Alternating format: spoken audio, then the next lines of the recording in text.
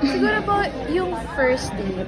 Kasi since starting pa lang po ako, talagang marami akong experience na first time ko na-experience sa first day and I'm super grateful. And kahit medyo nag-struggle ako nung first, I'm thankful kasi talagang ginaid ako nila direct. And also nila Sofia, talagang very supportive sa akin.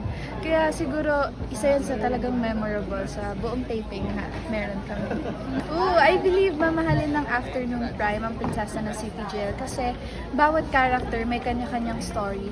Bawat character merong something na makaka-relate kayo at merong something na either ka iinisan or mamahalin ninyo. And I think that's something na really interesting na talagang magpipik ng attention ng mga viewers.